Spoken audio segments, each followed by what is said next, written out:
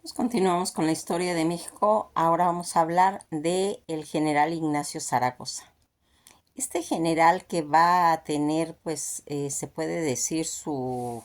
trayectoria a través de las misiones que le fueron dando, pero ante todo en la de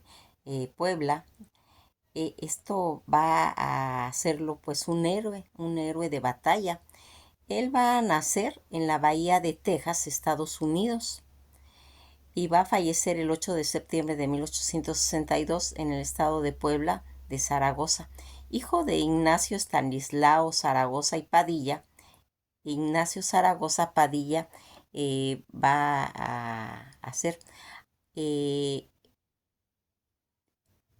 Miguel G. Zaragoza y su mamá María de Jesús Seguín, ¿sí? Hijos que él va a tener, que es Ignacio Estanislao Zaragoza Padilla e Ignacio Zaragoza Padilla más.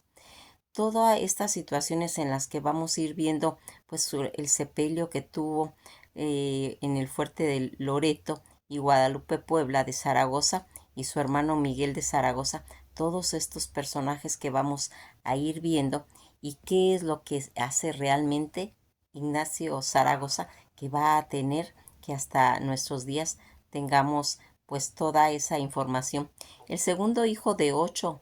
del soldado veracruzano Miguel Zaragoza Valdés y de la tejana María de Jesús Seguín Martínez, él va a ser un destacado y ameritado militar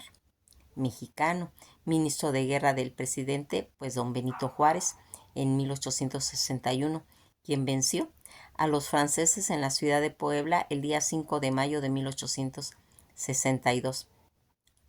¿Cuáles? Pues se puede decir que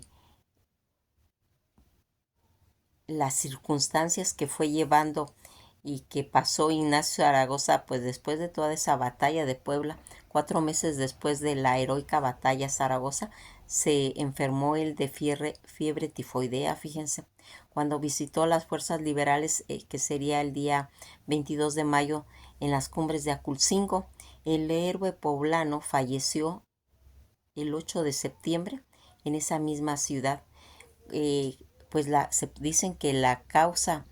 de esta batalla que se originó en la batalla de Puebla tuvo lugar un día 5 de mayo de 1862, como consecuencia, pues, directa de todas las políticas realizadas por el presidente don Benito Juárez, quien, al ver la mala situación económica de México, pues decidió suspender los pagos de la deuda de España, donde va a intervenir Inglaterra, Francia y España, ya que esto significó casi el 70% de los recursos económicos que se tenía. Recuerdan cuando vamos a mandar a el, eh, pues,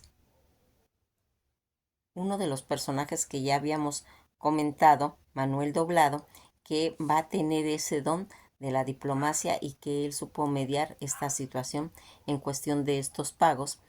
que después de toda esa situación en la que los franceses, después de la batalla de Puebla, finalmente, después de casi 11,000 bajas por los combates de ambos ejércitos, los franceses se van a retirar del país en el año de 1867 por mandato del emperador Napoleón III, que decidió, entre otras cosas, a la amenaza de Prusia en Europa y la amenaza de Estados Unidos en la invasión, y que no se retiraban de México en esa época, porque fueron, pues, realmente situaciones en las que vamos a ir viendo, pues, las principales consecuencias de toda esta batalla. Entre las consecuencias de la batalla de Puebla se puede, pues, mencionar las siguientes. Primero, la muerte aproximadamente, dicen que de 500 militares, tanto franceses y unos 100 mexicanos. La retirada del ejército expedicionario francés hacia el puerto de Veracruz, y allí esperó, se puede decir, que refuerzos, de los cuales pudo retornar a la ofensiva en marzo de 1863, y que uno de los primeros impulsores que va a tener en esta batalla, esa gran batalla que se enfrentó todo ese ejército de México a Francia, que tuvo lugar en Puebla el día 5 de marzo de 1862. El general Ignacio Zaragoza va a conducir a sus hombres con una estrategia genial, astuta e inesperada, que no sé, ellos, el legado que va a dejar pues toda esta batalla, esa victoria de la batalla de Puebla, no solo significó un freno a esos avances franceses, sino también se convirtió como en un símbolo de resistencia del pueblo mexicano ante una invasión extranjera, y que aquí Ignacio Zaragoza va a ser el constructor de la patria, defensor de la soberanía, vencedor de la batalla de Puebla contra un ejército invasor francés, que va pues a llevarle en toda esa gloriosa batalla de Puebla. Dio comienzo en la mañana del 5 de mayo y fue una epopeya que duró hasta el anochecer. La gesta de Puebla nos recuerda que precisamente toda esta importancia que tiene la soberanía de una nación como un principio que se une y que le da en cierta forma pues la identidad. Toda esto, situación en la que los fuertes de la batalla de Puebla, el enfrentamiento ocurrido pues en la cercanía ciudad de Puebla, en el ataque de la defensa del fuerte de Loreto y de Guadalupe durante esta segunda intervención francesa que se ocasionaría en México. La batalla de Puebla, el triunfo del débil pues gobierno de México en el que estaba, y que todos estos lugares que fueron los lugares de la batalla de Puebla, se va mencionando Puebla de Zaragoza, que así se le denomina, y que las estrategias utilizadas por el ejército mexicano en toda esta batalla de Puebla, que pues desempeñaría Zaragoza, se basó en toda una concentración, todas las fuerzas posibles en Puebla para el enfrentamiento ahí con los franceses. Las tropas del general Charles Ferdinand Lambrillé, que tenían gran confianza pues en la victoria, ya que era pues un superior militar en el país que estaba pues en una crisis y que se complicaría al hacerle frente a toda esta situación en la que nosotros pues vamos viendo. Durante todo este conflicto bélico, el general Ignacio Zaragoza le envió un telegrama al presidente Benito Juárez, el último, que calculaba entre 600 y 700 franceses muertos y heridos, mientras que en las tropas mexicanas cayeron alrededor de 400 soldados, que fue el telegrama que le va a enviar Ignacio Zaragoza a Benito Juárez. Todos los motivos principales de toda esta invasión que se originó en México, en toda esta segunda intervención francesa en México o segunda guerra franco-mexicana, fue ese conflicto armado entre México y Francia entre los años de 1862 a 1867, y que tuvo lugar de que el gobierno mexicano, encabezado por don Benito Juárez, anunciara la suspensión de pago de la deuda externa, que eso sería en 1861, con el fin de, ¿te puede decir cuál era el fin de esta invasión francesa? Pues la segunda intervención francesa fue ese conflicto armado entre Francia y México durante los gobiernos respectivos tanto de Napoleón III y Benito Juárez. Esta invasión, que se extendió desde 1862 hasta 1867 y que enfrentó pues no solo en ambas naciones, sino en las facciones de los aspectos tanto de los conservadores como de los liberales mexicanos. El documento que se firmó para poner fin a toda esta intervención, que ya hemos platicado en otros videos acerca del Tratado de Paz con Francia, que sería el 9 de marzo de 1839, México va a firmar ese tratado, con lo que dio por finalizado todo un proceso histórico conocido como en la primera intervención francesa, porque Ignacio Zaragoza va a intervenir en el segundo enfrentamiento, todo este conflicto bélico entre Francia y México, que va a ser iniciado desde el día 16 de abril de 1838, cuando fue la primera situación, que pues en sí va a irse haciendo Asimismo, pues toda esta batalla que se ganó gracias a la participación de distintas comunidades indígenas, y que la región de la Victoria y con las armas republicanas va a presentar ese retraso casi de un año del plan de los conservadores, quien regresaron al campo de batalla pues apoyados por las bayonetas francesas y con el fin de ir instaurando todo ese segundo imperio pues mexicano. Fíjense que todas las batallas nos dejan una enseñanza. La enseñanza que nos deja esta batalla de Puebla, aunque la batalla de Puebla no marcó, en fin, la intervención francesa en México, sí simbolizó pues la resistencia y la determinación de un pueblo mexicano de defender su tierra y su libertad, que eso es, se puede decir, inolvidable. Los personajes principales que van a ir actuando en esta batalla, primeramente pues Ignacio Zaragoza, Porfirio Díaz, que ya andaba metido en esta situación, Miguel Negrete, Felipe Berrozábal, Antonio Álvarez, Félix Díaz y Charles Ferdinand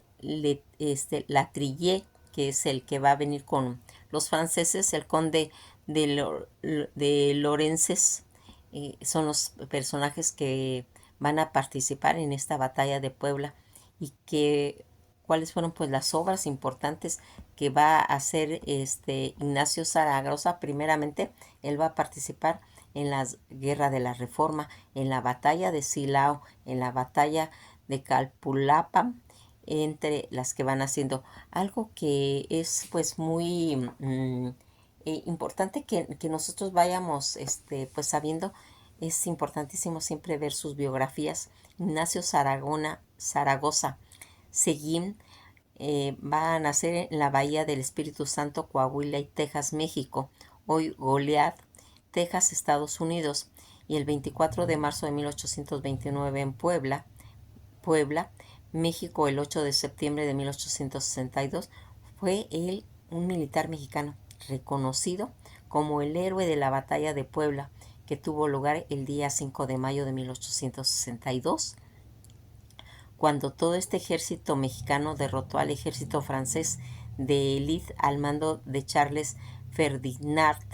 Latrille, conde de Lorences, considerado en ese momento pues uno de los mejores ejércitos del mundo. Fíjense a quién se estaba enfrentando pues todo este personaje, y que él al morir va a morir a la edad de 33 años en Puebla, México, a causa de una tifo. Murió,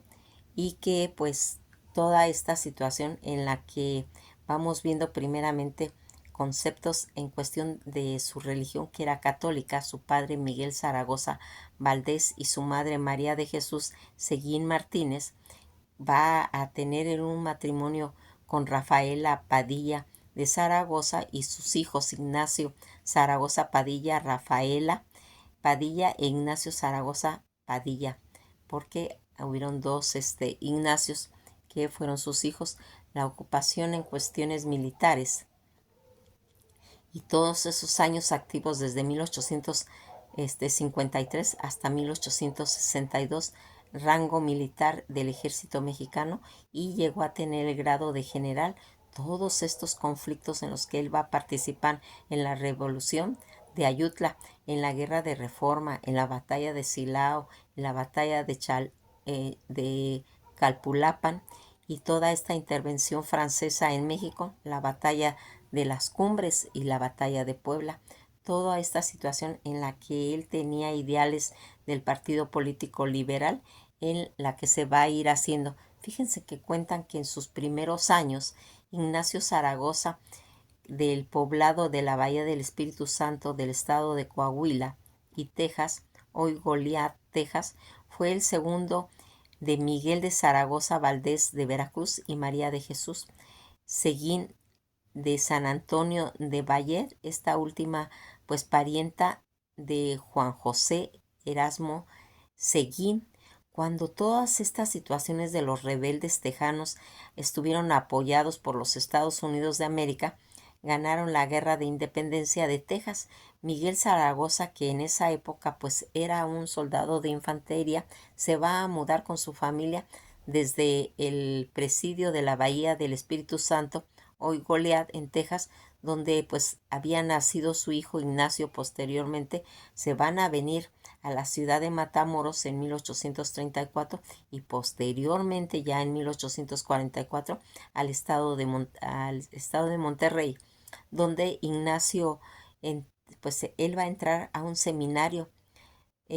Abandonó sus estudios en 1846, convencido pues de que realmente pues no tenía esa vocación sacerdotal, porque algo que hemos mencionado a través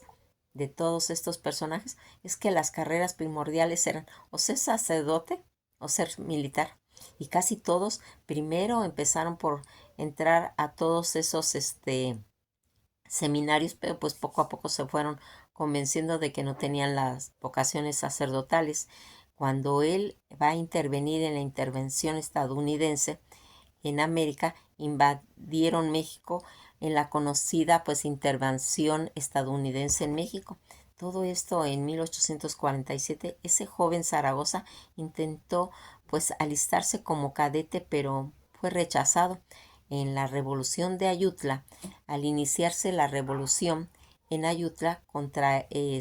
Antonio López de Santana, Zaragoza se adhirió a ella y desde aquel momento militó al lado de los liberales. Desde 1853 se va a unir a un ejército nuevo en León con el rango de sargento, y cuando todo ese régimen fue incorporado al ejército mexicano fue promovido a capitán. El 8 de marzo de 1859 fue promovido al grado de general de brigada, del cual le fue otorgado por Santos Degollado.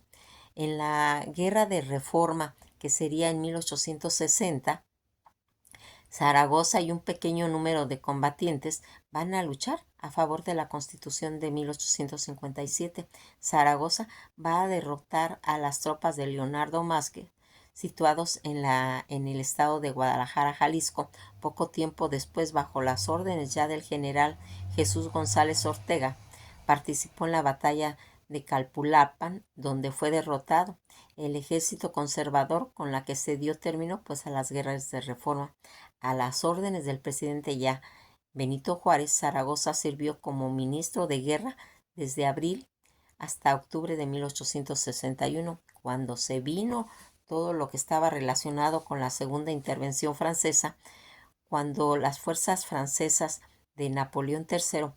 van a ir invadiendo México para imponerse al emperador Maximiliano de Habsburgo. Zaragoza, con el rango de general y al mando del ejército de Oriente, va a enfrentar en Aculcingo en la llamada Batalla de las Cumbres, y el día 28 de abril de 1862, siendo pues obligado a retroceder Zaragoza, cumpliendo la posición defensiva y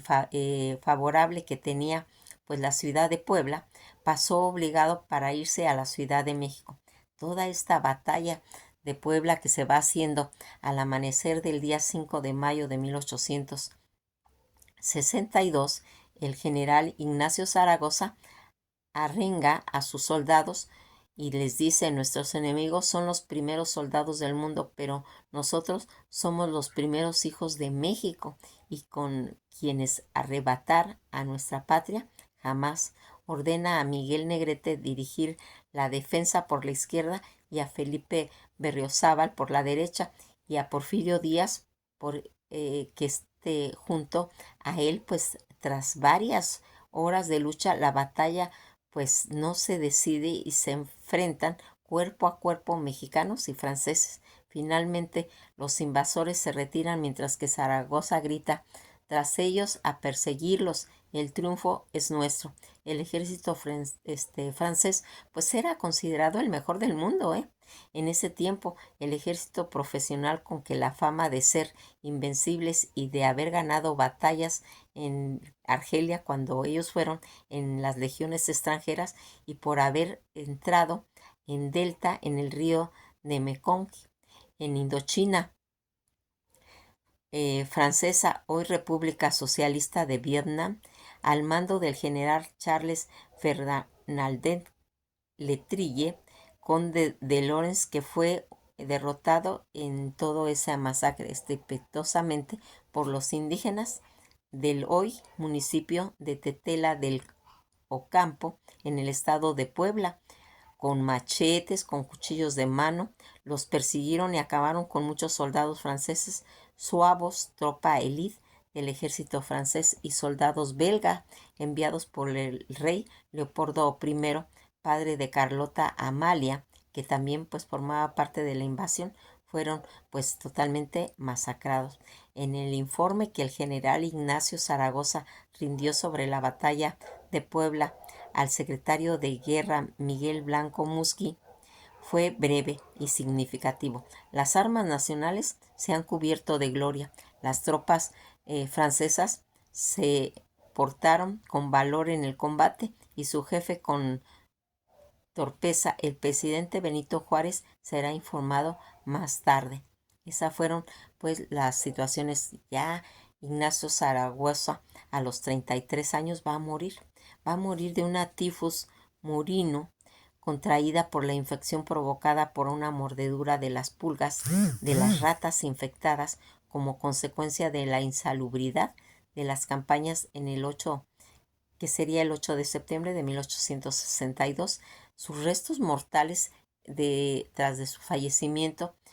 fueron pues trasladados a la capital, enterradas en el Panteón de San Fernando, ubicadas en la Ciudad de México. Sin embargo, el día 4 de mayo de 1973, sus restos fueron exhumados del Panteón de San Fernando con motivo de su 114 aniversario de la Batalla de Puebla. Al día siguiente, sus restos llegaron a la ciudad de Puebla y se colocaron en la zona de los Fuertes, lugar donde se construyó un monumento conmemorativo llamado Monumento a Ignacio Zaragoza, ubicado en la glorieta que conecta las calles de Ignacio Zaragoza y 2 Norte. Los restos de su esposa Rafaela Padilla de la Garza también fueron exhumados en dicho monumento en 1979. Toda esta familia que va a traer cuando él se va a casar con Rafaela Padilla de la Garza en 1836 hasta 1862, matrimonio que duró 5 años debido a que su esposa falleció el día 13 de enero de 1862 en la Ciudad de México, víctima de un fuerte catarro que se le diagnosticó como una pulmonía. Sus hijos fueron Ignacio Zaragoza Padilla, Ignacio Estanislao Zaragoza Padilla, Rafaela Zaragoza Padilla.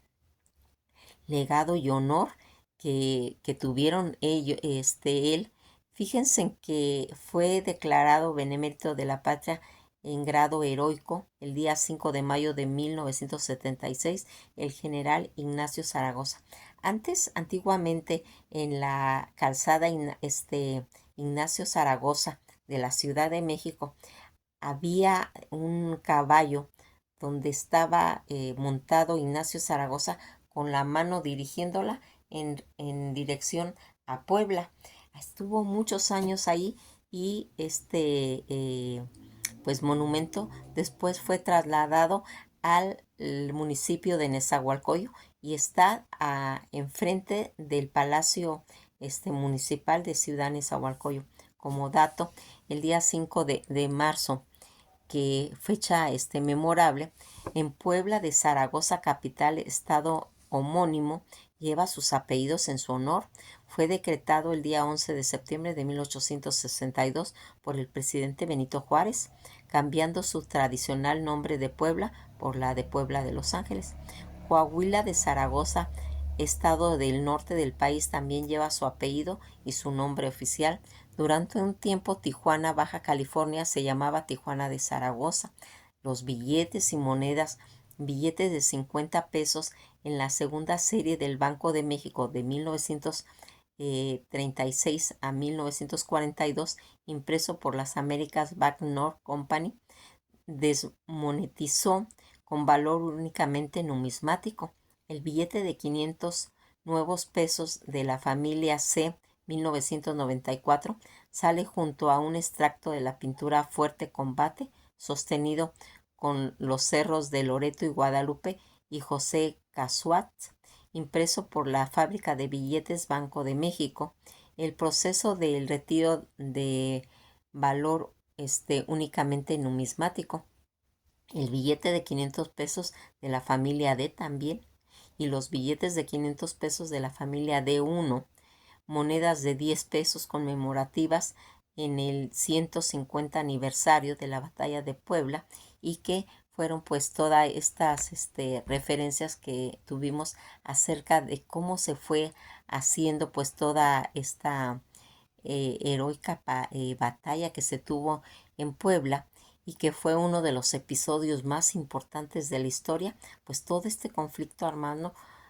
pues fue uno de los primeros enfrentamientos donde el ejército mexicano, liderado por el general Ignacio Zaragoza, ganó contra el ejército francés al mando de Charles Fernandal de la Trille,